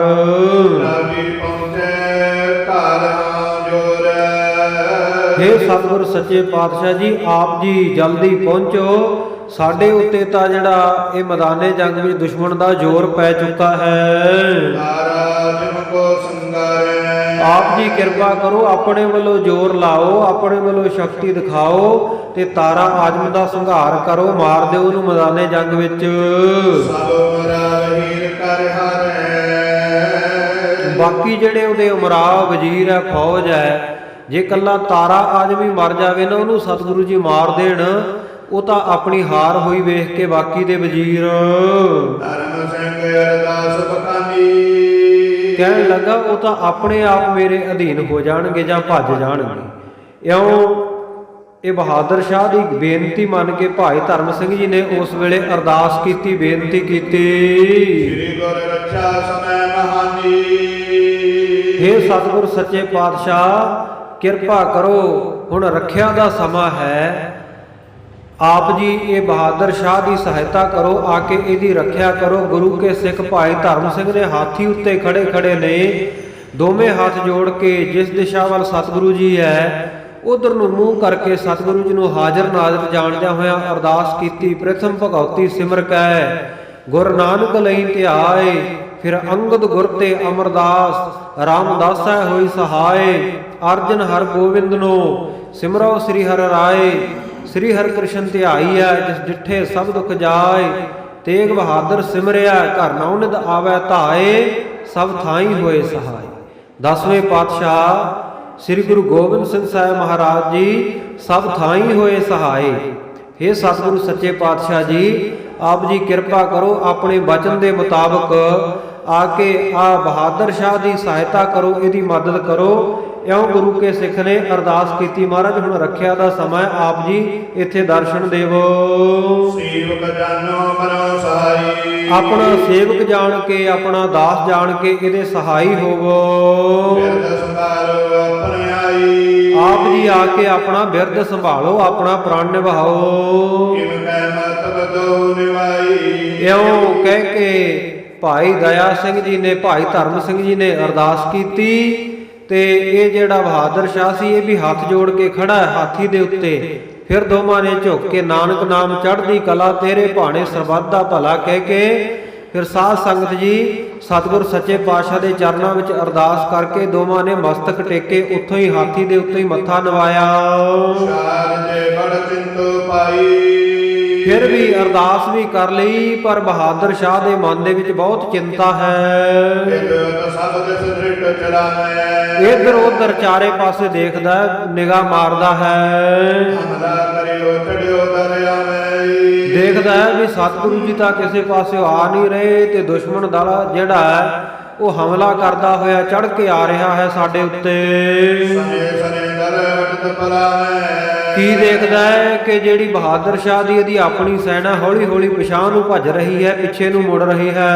ਤਿਉ ਤਿਉ ਸਤਸੈ ਬਹੁ ਉਪਜਾਵੇ, ਜਿਵੇਂ ਜਿਵੇਂ ਆਪਣੀ ਫੌਜ ਨੂੰ ਪਿਛਾਂਹ ਮੁੜਦੀ ਵੇਖਦਾ ਹੈ ਐਵੇਂ ਐਵੇਂ ਇਹਦੇ ਮਨ ਦਾ ਸੰਸਾ ਵੱਧਦਾ ਜਾਂਦਾ ਹੈ ਵੀ ਹੁਣ ਤਾਂ ਮੇਰੀ ਜ਼ਿੰਦਗੀ ਗਈ, ਜਾਨ ਮੁੱਠੀ ਵਿੱਚ ਆਈ ਹੋਈ ਹੈ। ਜੈ ਕਰਤ ਆਜ ਨੇ ਬਚੋ, ਬਸ ਫੇਰ ਤਾਂ ਮਨ ਵਿੱਚ ਨਿਸ਼ਚਾ ਕਰ ਲਿਆ ਨੇ, ਪੱਕੀ ਧਾਰ ਲਈ ਵੀ ਅੱਜ ਨਹੀਂ ਮੈਂ ਬਚਦਾ। ਸੰਗਰ ਮਚਿਓ ਗੀਤ ਪਚੋ, ਕਹਿੰਦਾ ਇੰਨਾ ਜੰਗ ਮਚਿਆ ਹੋਇਆ ਹੈ, ਮੈਂ ਤਾਂ ਬਸ ਆ ਮੈਦਾਨੇ ਜੰਗ ਦੇ ਵਿੱਚ ਹੀ ਪਚ ਜਾਵਾਂਗਾ, ਖੱਪ ਜਾਵਾਂਗਾ, ਮਰ ਜਾਵਾਂਗਾ। ਹੋਏ ਆਸ ਸਤਿਗੁਰ ਇੱਕ ਤੇਰੀ, ਆਪ ਵੀ ਅਰਦਾਸ ਕਰ ਰਿਹਾ, ਬਾਰ-ਬਾਰ ਸਤਿਗੁਰੂ ਜੀ ਨੂੰ ਚੇਤੇ ਕਰਦਾ, ਸਤਿਗੁਰੂ ਜੀ ਮੈਨੂੰ ਹੋਰ ਕੋਈ ਆਸਰਾ ਨਹੀਂ, ਬਸ ਇੱਕੋ ਤੁਹਾਡਾ ਹੀ ਆਸਰਾ ਹੈ। ਪਹੁੰਚੈ ਲਾਜ ਨਿਭਾਹੈ ਮੇਰੀ, ਆਪ ਜੀ ਕਿਰਪਾ ਕਰਕੇ ਪਹੁੰਚੋ ਤੇ ਮੇਰੀ ਲਾਜ ਨਿਭਾਓ, ਮੇਰੀ ਲੱਜਿਆ ਰੱਖ ਲਓ, ਮੇਰੀ ਇੱਜ਼ਤ ਪੱਤ ਰੱਖ ਲਓ ਮੈਦਾਨੇ ਜੰਗ ਵਿੱਚ ਆ ਕੇ। ਜਿਵੇਂ ਦ੍ਰੋਪਦੀ ਨੇ ਜਦੋਂ ਅੰਦਰ ਸਭਾ ਦੁਸ਼ਾਸਨ ਮਥੇ ਵਾਲ ਦ੍ਰੋਪਦੀ ਆਂਦੀ, ਦੂਤਾ ਨੂੰ ਫਰਮਾਇਆ ਨਾਂਗੀ ਕਰੋ ਪੰਚਾਲੀ ਬਾਂਦੀ, ਪੰਜੇ ਪਾਂਡੋ ਵੇਖਦੇ ਔਕੜ ਰੁੱਧੀ ਨਾਰ ਜਿਨ੍ਹਾਂ ਦੀ, ਅੱਖੀ ਮੀਟ ਧਿਆਨ ਧਰ ਹਾ ਹਾ ਕ੍ਰਿਸ਼ਨ ਕਰੇ ਵਿਲ ਲਾਂਦੀ। ਜਦੋਂ ਸਭਾ ਦੇ ਵਿੱਚ ਦ੍ਰੋਪਦੀ ਦਾ ਚੀਰ ਹਰਨ ਹੋਣ ਲੱਗਿਆ ਨਾ, ਰਾਜੇ ਦ੍ਰੋਪਦ ਦੀ ਪੁੱਤਰੀ ਜਿਹਦਾ ਨਾਂ ਸੀ ਕ੍ਰਿਸ਼ਨਾ, ਔਰ ਇਹ ਕ੍ਰਿਸ਼ਨਾ ਦਾ ਦ੍ਰੋਪਦ ਰਾਜੇ ਨੇ ਸਵੰਬਰ ਰਚਿਆ ਸੀ, ਇੱਕ ਮੱਛ ਯੰਤਰ ਤਿਆਰ ਕੀਤਾ ਸੀ ਵੀ ਜਿਹੜਾ ਵੀ ਆ ਮੱਛ ਦੀ ਅੱਖ ਦੇ ਵਿੱਚ ਨਿਸ਼ਾਨਾ ਲਾ ਦਊਗਾ ਨਾ ਉਹਦੇ ਨਾਲ ਮੇਰੀ ਪੁੱਤਰੀ ਦਾ ਵਿਆਹ ਕਰ ਦੇਣਾ ਹੈ। ਤੇ ਅਰਜੁਨ ਨੇ ਪਹਿਲੇ ਤੀਰ ਦੇ ਨਾਲ ਹੀ ਮੱਛੀ ਦੀ ਅੱਖ ਨੂੰ ਵਿੰਨ ਸੁੱਟਿਆ ਸੀ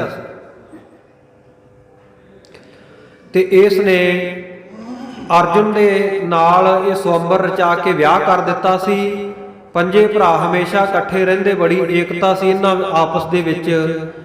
ਘਰੇ ਜਦੋਂ ਵੀ ਕੋਈ ਚੀਜ਼ ਲੈ ਕੇ ਆਉਣੀ ਇਹਨਾਂ ਨੇ ਆ ਕੇ ਆਪਣੀ ਮਾਤਾ ਨੂੰ ਦੱਸਣਾ ਕਿ ਮਾਤਾ ਅਸੀਂ ਆਹ ਚੀਜ਼ ਲੈ ਕੇ ਆਏ। ਮਾਤਾ ਨੇ ਉਸ ਵੇਲੇ ਕਹਿ ਦੇਣਾ ਕੋਈ ਨਹੀਂ ਵੰਡ ਕੇ ਲੈ ਲਓ।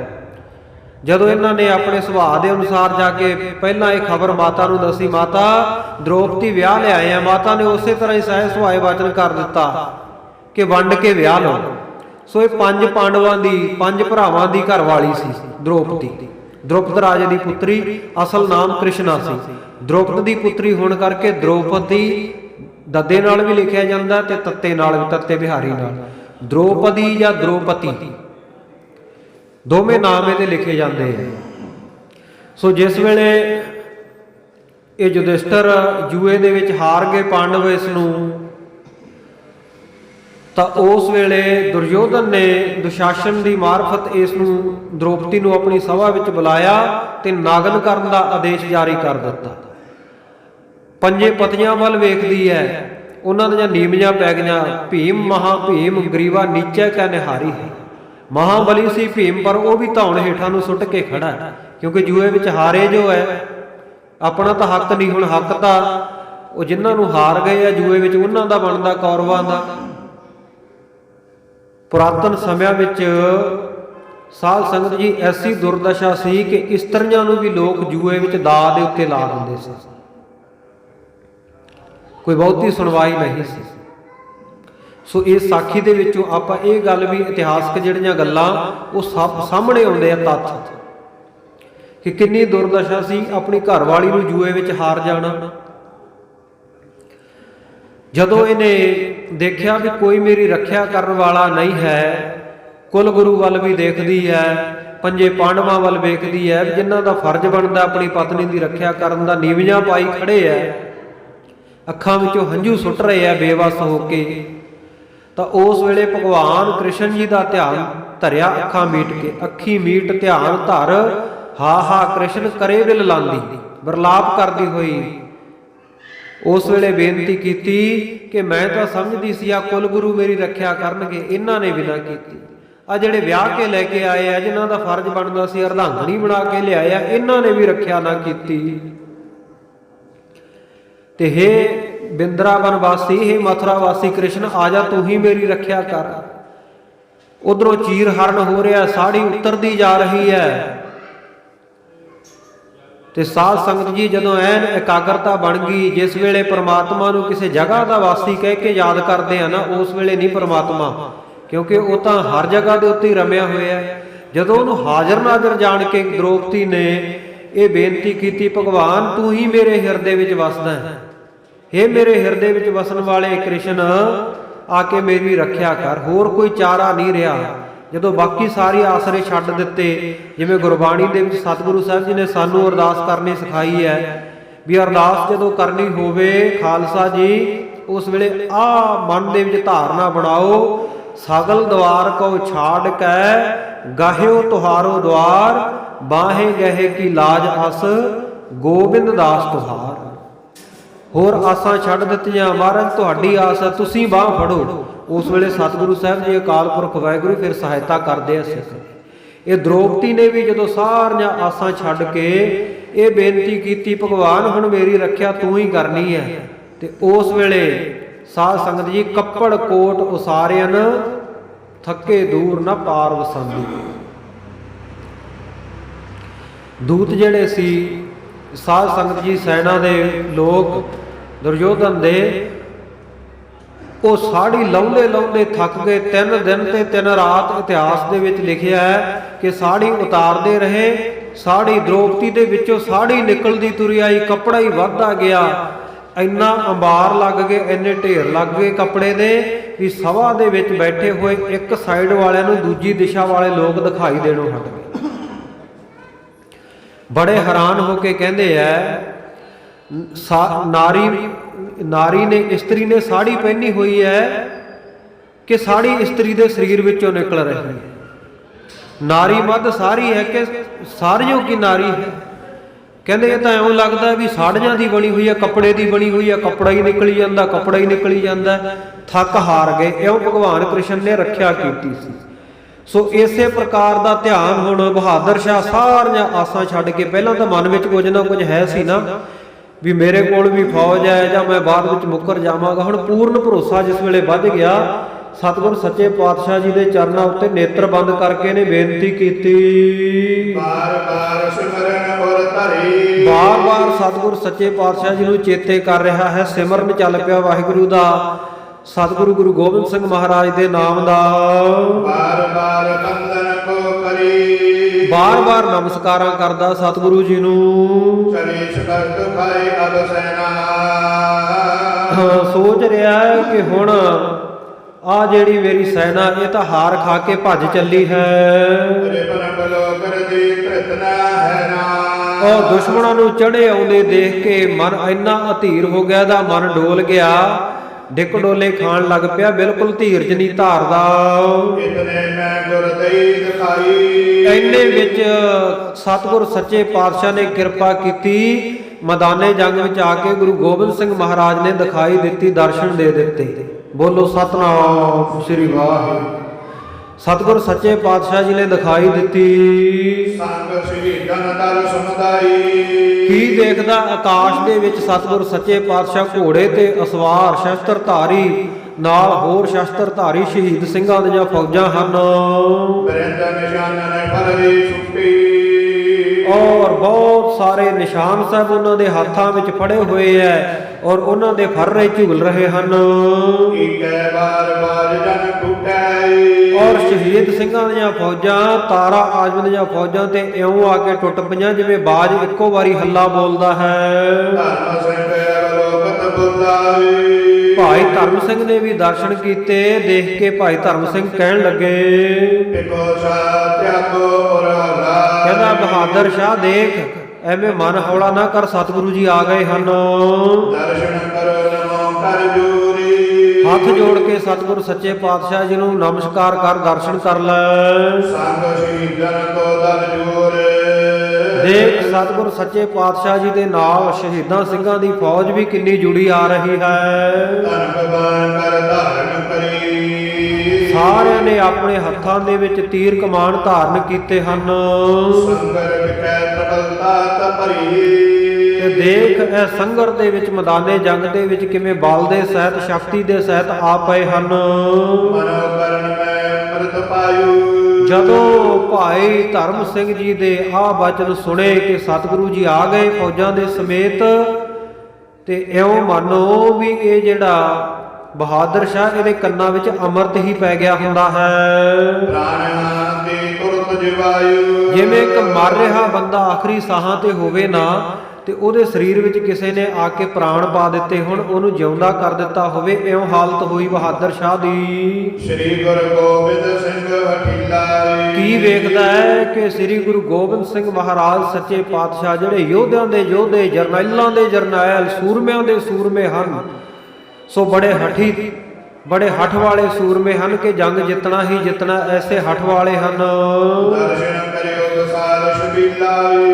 ਸਤਿਗੁਰ ਸੱਚੇ ਪਾਤਸ਼ਾਹ ਜੀ ਦੀ ਜਿਹੜੀ ਛਬ ਹੈ, ਸੁੰਦਰਤਾ ਹੈ, ਸੁਹੱਪਣ ਹੈ, ਉਹਨੂੰ ਕੌਣ ਬਿਆਨ ਕਰ ਸਕਦਾ ਹੈ। ਸਤਿਗੁਰੂ ਜੀ ਦੇ ਸੋਹਣੇ ਸੁੰਦਰ ਸਰੂਪ ਦੇ ਸ਼ੋਭਾਮਾਨ ਸਰੂਪ ਦੇ ਦਰਸ਼ਨ ਕੀਤੇ। ਧਨਕ ਪਨਜ ਧਰ ਸੰਦੈ ਤੀਰੇ। ਕੀ ਵੇਖਦਾ ਹੈ ਮੈਦਾਨੇ ਜੰਗ ਵਿੱਚ ਸਤਿਗੁਰੂ ਸੱਚੇ ਪਾਤਸ਼ਾਹ ਆ ਉਤਰੇ, ਹੱਥ ਵਿੱਚ ਧਨੁੱਖ ਫੜਿਆ ਹੋਇਆ ਹੈ, ਤੇ ਸਤਿਗੁਰ ਸੱਚੇ ਪਾਤਸ਼ਾਹ ਜੀ ਨੇ ਧਨੁੱਖ ਜਿਹੜਾ ਇੱਕ ਮੁੱਠ ਅਗਲੇ ਪਾਸੇ ਧਨੁੱਖ ਨੂੰ ਕੱਸ ਕੇ ਫੜਿਆ ਹੋਇਆ ਹੈ ਇੱਕ ਮੁੱਠ ਦੇ ਨਾਲ, ਔਰ ਸਤਿਗੁਰੂ ਜੀ ਨੇ ਆਪਣੇ ਭੱਥੇ ਦੇ ਵਿੱਚੋਂ 2 ਤੀਰ ਕੱਢੇ, ਇੱਕ ਤੀਰ ਨਹੀਂ 2 ਤੀਰ ਇਕੱਠੇ ਕੱਢ ਕੇ ਉਹ ਚਿੱਲੇ ਦੇ ਉੱਤੇ, ਪੰਚ ਦੇ ਉੱਤੇ ਧਨੁੱਖ ਦੇ ਚੜਾ ਲਏ ਹਨ, ਖਿੱਚਿਆ ਹੈ ਉਸ ਨੂੰ। ਮਾਰਿਓ ਚੈਨ ਪੈ ਪਰਵੀਰ। ਔਰ ਅੱਗੇ ਜਿਹੜਾ ਬਹੁਤ ਬਲ ਵਾਲਾ ਵੀਰ ਸੂਰਮਾ ਤਾਰਾ ਆਜ਼ਮ ਹੈ, ਉਸ ਨੂੰ ਮਾਰਨਾ ਚਾਹੁੰਦੇ ਹਨ। ਲਗੀ ਕਾਨ ਚੁੜਕੀ ਇੱਕ ਕਰਕੀ। ਸਤਿਗੁਰੂ ਜੀ ਨੇ ਜ਼ੋਰ ਦੇ ਨਾਲ ਤੰਦੀ ਖਿੱਚੀ, ਕਮਾਨ ਦੀ 2 ਤੀਰ ਚਾੜ ਕੇ ਚਿੱਲੇ ਦੇ ਉੱਤੇ, ਤੇ ਸਤਿਗੁਰੂ ਸੱਚੇ ਪਾਤਸ਼ਾਹ ਜੀ ਦਾ ਜਿਹੜਾ ਇੱਕ ਹੱਥ ਆ ਨਾ, ਆ ਕੰਨ ਦੀ ਪੇਪੜੀ ਕੋਲ ਆ ਗਿਆ, ਇੰਨੇ ਜ਼ੋਰ ਦੀ ਸਤਿਗੁਰੂ ਸੱਚੇ ਪਾਤਸ਼ਾਹ ਜੀ ਨੇ ਦੋਵੇਂ ਹੱਥਾਂ ਦੇ ਨਾਲ ਤੀਰ ਚਾੜੇ ਹਨ ਕਮਾਨ ਦੇ ਚਿੱਲੇ ਦੇ ਉੱਤੇ। ਦੂਜੀ ਮੁੱਠ ਤਾਕਿਓ ਦਿਸ ਅਰਕੀ। ਦੂਜੀ ਮੁੱਠ ਜਿਹੜੀ ਆ ਸਾਹਮਣੇ ਕਰਕੇ ਦੁਸ਼ਮਣ ਦੇ ਵੱਲ ਨੂੰ ਤੱਕ ਰਹੇ ਹਨ, ਉਧਰ ਨੂੰ ਸੇਧ ਲਿਆ ਹੈ ਤੀਰ। ਛੋਟੀ ਸਾਧਨ ਮੁਸ਼ਰਤ ਘੋੜਾ। ਔਰ ਛੋਟੀਆਂ ਛਲਾਂਗਾਂ ਮਾਰਦਾ ਹੋਇਆ ਸਤਿਗੁਰੂ ਜੀ ਦਾ ਘੋੜਾ ਉਛਲਦਾ ਕੁੱਦਦਾ ਅੱਗੇ ਵੱਧ ਰਿਹਾ ਹੈ। ਚਲਿਓ ਜਾਦੇ ਆਜਮ ਕੀ ਉਰਾਈ। ਤੁਰਿਆ ਜਾ ਰਿਹਾ ਜਿੱਧਰ ਨੂੰ ਤਾਰਾ ਆਜ਼ਮ ਖੜਾ ਹੈ ਉਸ ਦਿਸ਼ਾ ਵੱਲ। ਇੱਕ ਬਾਰੇ ਮਦਈ ਦਿਖਾਈ। ਇਸ ਪ੍ਰਕਾਰ ਸਤਿਗੁਰ ਸੱਚੇ ਪਾਤਸ਼ਾਹ ਜੀ ਨੇ ਇੱਕ ਵਾਰੀ ਦਿਖਾਈ ਦਿੱਤੀ ਹੈ ਆ ਕੇ ਮੈਦਾਨੇ ਜੰਗ ਵਿੱਚ। ਜਿਮ ਕਰਤਾ ਤਮਕਤ ਦੁਰਜਾਈ। ਦੂਜੇ ਪਾਲੀ ਸਤਿਗੁਰ ਸੱਚੇ ਪਾਤਸ਼ਾਹ ਜੀ ਅਲੋਪ ਹੋ ਗਏ, ਜਿਵੇਂ ਆਕਾਸ਼ ਦੇ ਵਿੱਚ ਤੜਤਾ ਦਮਕਤ ਦੁਰਜਾਈ, ਚਮਕਦੀ ਹੋਈ ਬਿਜਲੀ ਜਿਹੜੀ ਇੱਕ ਵਾਰ ਚਮਕ ਕੇ ਨਾਲ ਦੀ ਨਾਲ ਛੁਪ ਜਾਂਦੀ ਹੈ ਨਾ, ਇਸ ਤਰ੍ਹਾਂ ਸਤਿਗੁਰ ਸੱਚੇ ਪਾਤਸ਼ਾਹ ਜੀ ਨੇ ਇੱਕ ਝਲਕ ਦਿਖਾਈ ਤੇ ਅਲੋਪ ਹੋਏ। ਭਏ ਪ੍ਰਵੇਸ਼ ਜੰਗ ਜੈ ਭਾਰੀ। ਜਿੱਥੇ ਭਾਰੀ ਜੰਗ ਮੱਚੀ ਹੋਈ ਹੈ ਉੱਥੇ ਜਾ ਦਾਖਲ ਹੋਏ ਸਤਿਗੁਰੂ ਜੀ। ਤਬਗਤੋ ਬਸ਼ੁਦਤ ਵੇਸ਼ ਮਾਰੀ। ਮੈਦਾਨੇ ਜੰਗ ਵਿੱਚ ਬਹੁਤ ਸਾਰੀਆਂ ਬੰਦੂਕਾਂ ਤੋਪਾਂ ਬੇਸ਼ੁਮਾਰ ਬਿਨਾਂ ਗਿਣਤੀ ਮਿਣਤੀ ਤੋਂ ਹੀ ਚੱਲ ਰਹੀਆਂ ਹਨ। ਅੰਧਕਾਰ ਮੱਚਿਆ ਪਿਆ ਹੈ, ਬਹੁਤ ਧੂੜ ਜਿਹੜੀ ਆਕਾਸ਼ ਤੱਕ ਚੜੀ ਹੋਈ ਹੈ। ਇੰਨੀ ਧੂੜ ਚੜੀ ਹੋਈ ਹੈ ਵੀ ਸੂਰਜ ਨੂੰ ਵੀ ਇਸ ਧੂੜ ਨੇ ਅੰਧਕਾਰ ਨੇ ਢਕਿਆ ਹੋਇਆ, ਕੁਝ ਦਿਖਾਈ ਨਹੀਂ ਦਿੰਦਾ। ਦੋਵੇਂ ਦਿਸ਼ਾਵਾਂ ਤੋਂ ਫੌਜਾਂ ਦੇ ਬਹੁਤ ਉੱਚੀ ਉੱਚੀ ਆਵਾਜ਼ਾਂ ਆ ਰਹੀਆਂ ਹਨ।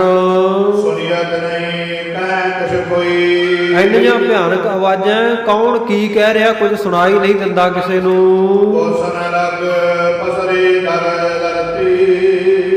ਕਈ ਕੋਹਾਂ ਤੱਕ ਜਿਹੜਾ ਦਲ ਫੈਲਿਆ ਹੋਇਆ ਲੜਦਿਆਂ ਲੜਦਿਆਂ, ਜੀਤ ਪਰਸ ਪਰ ਬਾਂਸ ਦਿਆਲਤੀ, ਔਰ ਪਰਸਪਰ ਦੋਵੇਂ ਦਲਾਂ ਦਾ ਜ਼ੋਰ ਲੱਗਿਆ ਹੋਇਆ, ਇੱਕ ਦੂਜੇ ਨੂੰ ਜਿੱਤਣਾ ਚਾਹੁੰਦੇ ਹਨ। ਪੁੰਜਰ ਪੁੰਜ ਘਟਾ ਸਮਠਾਂਡੀ, ਹਾਥੀਆਂ ਦੀਆਂ ਪਾਲਾਂ ਹੀ ਐ ਆ ਰਹੇ ਆ, ਕਾਲੇ ਕਾਲੇ ਹਾਥੀ, ਜਿਵੇਂ ਕਾਲੇ ਬੱਦਲ ਚੜ ਕੇ ਆਉਂਦੇ ਆ ਆਕਾਸ਼ ਵਿੱਚ। ਮਰਾਵ ਕੈਰਨ ਗਾਡੀ, ਸੋ ਜਿਹੜੇ ਉਮਰਾਓ ਐ ਉਹ ਵੀ ਸਾਧ ਸੰਗਤ ਜੀ ਚੜ ਉਮਰਾਓ ਪਿਖੈ ਰਣ ਗਾਢੇ। ਕੀ ਦੇਖਦੇ ਆ ਕਿ ਬਹੁਤ ਸਾਰੇ ਉਮਰਾਓ ਸੈਨਾਪਤੀ ਵਜ਼ੀਰ ਜਿਹੜੇ ਐ ਉਹ ਵੀ ਭਾਰੀ ਗਿਣਤੀ ਵਿੱਚ ਰਣ ਵਿੱਚ ਚੜੇ ਹੋਏ ਹਨ। ਹੱਥਾਂ ਵਿੱਚ ਸ਼ਸਤਰਾਂ ਨੂੰ ਧਾਰਨ ਕੀਤਾ ਹੋਇਆ ਹੈ। ਜੁਝਾਰੂ ਸੂਰਮੇ ਮੈਦਾਨੇ ਜੰਗ ਦੇ ਵਿੱਚ ਯੋਧੇ ਇੱਕ ਦੂਜੇ ਉੱਤੇ ਪ੍ਰਹਾਰ ਹੱਲੇ ਕਰ ਰਹੇ ਹਨ। ਉਹਨਾਂ ਦੇ ਬਿਲਕੁਲ ਵਿਚਕਾਰ ਤਾਰਾ ਆਜ਼ਮ ਹੈ। ਹਾਂ, ਇਹ ਜਿਹੜੇ ਸਾਰੇ ਉਹਦੇ ਬੜੇ ਵਿਸ਼ਵਾਸ ਪਾਤਰ ਹੈ ਤੇ ਬੜੇ ਪਿਆਰੇ ਹਨ। ਆਸੇ ਪਾਸੇ ਉਹਦੇ ਵਜ਼ੀਰ। ਇੱਧਰ ਸਤਿਗੁਰ ਸੱਚੇ ਪਾਤਸ਼ਾਹ ਸ਼ਹੀਦੀ ਫੌਜਾਂ ਦੇ ਸਮੇਤ ਉੱਥੇ ਸਾਹਮਣੇ ਜਾ ਪਹੁੰਚੇ। ਸਤਿਗੁਰ ਸੱਚੇ ਪਾਤਸ਼ਾਹ ਨੇ ਇੱਕੋ ਹੀ ਵਾਰ ਕੀਤਾ, 2 ਤੀਰ ਛੱਡ ਦਿੱਤੇ। ਸਤਿਗੁਰੂ ਜੀ ਦੇ ਸੋਹਣੇ ਹਸਤ ਕਮਲਾਂ ਦੇ ਵਿੱਚੋਂ ਦੋਵੇਂ ਤੀਰ ਚੱਲ ਪਏ ਅੱਗੇ। ਬਹੁਤ ਵੇਗ ਦੇ ਨਾਲ, ਬੜੀ ਤੇਜ਼ੀ ਦੇ ਨਾਲ ਸ਼ੂਕਦੇ ਹੋਏ ਤੀਰ ਜਾ ਰਹੇ ਹਨ। ਜਿਵੇਂ ਉੱਡਣਾ ਸੱਪ ਨਹੀਂ ਜਾਂਦਾ, ਐ ਉੱਡ ਕੇ ਜਾ ਕੇ, ਇਸੇ ਤਰ੍ਹਾਂ ਸਤਿਗੁਰੂ ਜੀ ਦੇ ਤੀਰ ਉੱਡ ਰਹੇ ਹਨ। ਸਾਧ ਸੰਗਤ ਜੀ ਜਾ ਕੇ ਤਾਰਾ ਆਜ਼ਮ ਦੇ ਮੱਥੇ ਵਿੱਚ ਸਤਿਗੁਰੂ ਜੀ ਦੇ ਦੋਵੇਂ ਤੀਰ ਲੱਗੇ। ਬੋਲੋ ਸਤਨਾਮ ਸ਼੍ਰੀ। ਇੱਕੋ ਵਾਰ ਕੀਤਾ ਔਰ ਬੜੇ ਖਿੱਚ ਕੇ ਸਤਿਗੁਰੂ ਜੀ ਨੇ ਧਨੁੱਖ ਦੇ ਉੱਤੇ ਚਾੜ ਕੇ ਚਿੱਲਾ ਦੋਵੇਂ ਤੀਰ ਇੱਕੇ ਵਾਰੀ ਚਲਾ ਦਿੱਤੇ। ਦੋਵੇਂ ਤੀਰ ਜਾ ਕੇ ਇਹਦੇ ਮੱਥੇ ਵਿੱਚ ਜਾ ਲੱਗੇ ਤਾਰਾ ਆਜ਼ਮ ਦੇ। ਜਿਵੇਂ ਸੱਪ ਬਰਮੀ ਦੇ ਵਿੱਚ ਜਾ ਕੇ ਪ੍ਰਵੇਸ਼ ਕਰਦਾ ਨਾ, ਇਉਂ ਇਹਦੇ ਮੱਥੇ ਦੇ ਵਿੱਚੋਂ ਦੀ ਅੱਗੇ ਲੰਘ ਗਏ ਦੋਵੇਂ ਤੀਰ। ਹੁਣ ਜਿਹੜੇ ਪਾਸਿਓਂ ਮੱਥੇ ਦੇ ਵਿੱਚ ਵੱਜੇ ਆ ਨਾ, ਇਹ ਤੀਰ ਨਾ ਉਸ ਪਾਸੋਂ ਤੀਰਾਂ ਦੀਆਂ ਜਿਹੜੀਆਂ ਬਾਗੜਾਂ ਬਾਹਰ ਦੋਵੇਂ ਦਿਖਾਈ ਦੇ ਰਹੀਆਂ ਹਨ। ਇਉਂ ਲੱਗ ਰਿਹਾ ਵਿੱਚੋਂ ਖੂਨ ਦੇ ਫੁਹਾਰੇ ਛੁੱਟ ਕੇ ਲਾਲ ਰੰਗ ਸਾਰਾ ਲੱਗਿਆ ਹੋਇਆ, ਤੇ ਤੀਰਾਂ ਦੀਆਂ ਬਾਗੜਾਂ ਇਉਂ ਲੱਗ ਰਹੀਆਂ ਮੱਥੇ ਵਿੱਚ ਵੱਜੀਆਂ ਹੋਈਆਂ, ਜਿਵੇਂ ਅਨਾਰ ਦੇ ਫੁੱਲ ਸ਼ੋਭਾ ਪਾਉਂਦੇ ਹਨ। ਔਰ ਦੂਜੇ ਪਾਸੇ ਇਹਦੇ ਖੋਪੜੇ ਦੇ ਗਰਦਨ ਵਾਲੇ ਪਾਸੇ ਪਾਰ ਲੰਘ ਗਏ ਦੋਵੇਂ ਤੀਰਾਂ ਦੀਆਂ ਨੋਕਾਂ ਬਾਹਰ ਨਿਕਲੀਆਂ, ਇਉਂ ਲੱਗਦੀਆਂ ਜਿਵੇਂ ਗੁਟਾਰਾਂ ਜਿਹੜੀਆਂ ਉਹ ਬਾਹਰ ਨੂੰ ਚੁੰਝਾਂ ਕੱਢੀ ਬੈਠੀਆਂ ਹੁੰਦੀਆਂ ਹਨ। ਜਿਉਂ ਇਹਦੇ ਦੋਵੇਂ ਤੀਰ ਲੱਗੇ, ਹਾਥੀ ਦੇ ਉੱਤੋਂ ਉਸੇ ਵੇਲੇ ਭੂਮੀ ਉੱਤੇ ਆ ਡਿੱਗਿਆ।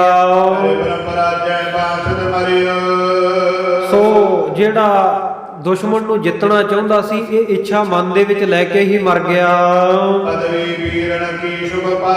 ਸਤਿਗੁਰੂ ਸਾਹਿਬ ਜੀ ਦੇ ਹੱਥੋਂ ਸ਼ਹੀਦ ਹੋਇਆ, ਮੈਦਾਨੇ ਜੰਗ ਵਿੱਚ ਮਰਿਆ।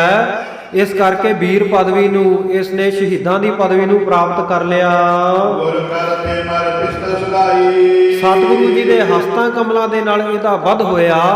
ਇਸ ਕਰਕੇ ਸਾਧ ਸੰਗਤ ਜੀ ਉਸੇ ਵੇਲੇ ਇਹ ਸਵਰਗਪੁਰੀ ਨੂੰ ਚਲਿਆ ਗਿਆ। 14 ਹਾਥੀਆਂ ਦੇ ਉੱਤੇ ਚੜੇ ਹੋਏ ਜਿਹੜੇ ਇਹਦੇ ਉਮਰਾਓ ਸਨ, ਅਹਿਲਕਾਰ ਵਜ਼ੀਰ ਸਨ, ਉਹ ਵੀ ਆਜ਼ਮ ਦੇ ਨਾਲ ਹੀ ਉਸੇ ਵੇਲੇ ਹੀ ਥੱਲੇ ਭੂਮੀ ਦੇ ਉੱਤੇ ਡਿੱਗੇ ਹਨ। ਉਹ ਕਿਵੇਂ ਡਿੱਗੇ? ਉਹ ਜਿਹੜੀਆਂ ਸ਼ਹੀਦੀ ਫੌਜਾਂ ਸੀ, ਉਹਨਾਂ ਦੇ ਤੀਰ ਉਹਨਾਂ ਨੂੰ ਜਾ ਕੇ ਲੱਗੇ। ਸੋ ਇਸ ਤਰ੍ਹਾਂ ਉਹ ਵੀ ਪ੍ਰਾਣ ਤਿਆਗ ਕੇ ਸ਼ਹੀਦ ਸਿੰਘਾਂ ਦੇ ਹੱਥੋਂ ਮਰੇ ਐ, ਸ਼ਹੀਦ ਹੋਏ ਐ। ਉਹ ਵੀ ਬਹਿਸ਼ਤ ਨੂੰ ਚਲੇ ਗਏ, ਸਵਰਗਾਂ ਨੂੰ ਚਲੇ ਗਏ। ਹੋਰ ਅਨੇਕਾਂ ਸੈਂਕੜੇ ਹੀ ਜਿਹੜੇ ਸੂਰਮੇ ਸਨ, ਮੈਦਾਨੇ ਜੰਗ ਵਿੱਚ ਮਰ ਗਏ। ਹਾਂ, ਬੜੇ ਜ਼ਖਮੀ ਹੋ ਕੇ ਡਿੱਗ ਡਿੱਗ ਕੇ ਪਹਿਲੀ ਵਾਰ 'ਚ ਜਿਹੜਾ ਡਿੱਗਦਾ ਆਪਣੇ ਪ੍ਰਾਣ ਗਵਾ ਲੈਂਦਾ ਹੈ। ਸਾਰੇ ਲਸ਼ਕਰ ਦੇ ਵਿੱਚ ਤਾਰਾ ਆਜਮ ਦੀਆਂ ਫੌਜਾਂ ਵਿੱਚ ਹਾਹਾਕਾਰ ਮਚ ਗਈ। ਆਜਮ ਗਿਰਿਓ ਮਰਿਓ ਲਖ ਕਰਕੈ। ਜਦੋਂ ਇਹਨਾਂ ਨੇ ਦੇਖਿਆ ਵੀ ਤਾਰਾ ਆਜਮ ਇਹ ਤਾਂ ਡਿੱਗ ਪਿਆ ਤੇ ਡਿੱਗ ਕੇ ਮਰ ਗਿਆ, ਇਹ ਗੱਲ ਦੇਖੀ ਵੀ ਸਾਡਾ ਤਾਂ ਜਿਹੜਾ ਰਾਜਾ ਬਾਦਸ਼ਾਹ ਹੀ ਮਰ ਗਿਆ ਹੈ, ਸਾਰੀ ਫੌਜ ਦੇ ਵਿੱਚ ਹਲਚਲ ਮਚ ਗਈ। ਸੋ ਅੱਗੇ ਜਿਵੇਂ ਸਤਿਗੁਰ ਸੱਚੇ ਪਾਤਸ਼ਾਹ ਜੀ ਇਸ ਨੂੰ ਬਹਾਦਰ ਸ਼ਾਹ ਨੂੰ ਰਾਜ ਭਾਗ ਬਖਸ਼ਿਸ਼ ਕਰਨਗੇ। ਤਾਰਾ ਆਜਮ ਦੀਆਂ ਫੌਜਾਂ ਬਹਾਦਰ ਸ਼ਾਹ ਦੇ ਅਧੀਨ ਸਤਿਗੁਰੂ ਜੀ ਦੇ ਹੁਕਮ ਅਨੁਸਾਰ ਵਚਨ ਅਨੁਸਾਰ ਹੋ ਜਾਣਗੀਆਂ। ਇਹ ਪ੍ਰਸੰਗ ਆਪਾਂ ਕੱਲ ਦੇ ਦੀਵਾਨ ਦੇ ਵਿੱਚ ਸਰਵਣ ਕਰਾਂਗੇ। ਥੋੜਾ ਜਿਹਾ ਪ੍ਰਸੰਗ ਰਹਿ ਗਿਆ ਹੈ, ਸੋ ਸਮਾਂ ਇੱਧਰ ਸੰਪੂਰਨ ਹੋ ਚੁੱਕਿਆ ਹੈ। ਇਸ ਕਰਕੇ ਆਪਾਂ ਕੱਲ ਦੇ ਦੀਵਾਨ ਦੇ ਵਿੱਚ ਇਸ ਨੂੰ ਜੰਗ ਦੇ ਪ੍ਰਸੰਗ ਨੂੰ ਵੀ ਵਿਚਾਰਾਂਗੇ। ਅੱਗੇ ਜਿਵੇਂ ਬਹਾਦਰ ਸ਼ਾਹ ਤਖਤ ਦਾ ਮਾਲਕ ਬਣਦਾ ਹੈ ਤੇ ਸਤਿਗੁਰੂ ਜੀ ਨਾਲ ਕੀਤੇ ਹੋਏ ਬਚਨਾਂ ਤੋਂ ਇਹ ਮੁਕਰੇਗਾ। ਸੋ ਇਹ ਪ੍ਰਸੰਗ ਆਪਾਂ ਅੱਗੇ ਸਰਵਣ ਕਰਾਂਗੇ। ਕਥਾ ਵਿਚਾਰ ਦੌਰਾਨ ਹੋਈਆਂ ਗਲਤੀਆਂ ਭੁੱਲਾਂ ਦੀ ਆਪ ਸਮੂਹ ਸੰਗਤਾਂ ਤੋਂ ਖਿਮਾ ਜਾਚਨਾ ਕਰਦੇ ਹੋਏ ਸਮਾਪਤੀ ਦੀਆਂ ਤੁਕਾਂ ਪੜ੍ਹ ਕੇ ਸਮਾਪਤੀ ਵਿੱਚ ਹਾਜ਼ਰੀ ਲਵਾਈਏ। ਹਾਹਾਕਾਰ ਬੀਜ ਲਸ਼ਕਰ ਕੀ ਆਜਮ ਗਿਰਿਓ ਮਰਿਓ ਲੱਖ ਕਰਕੇ।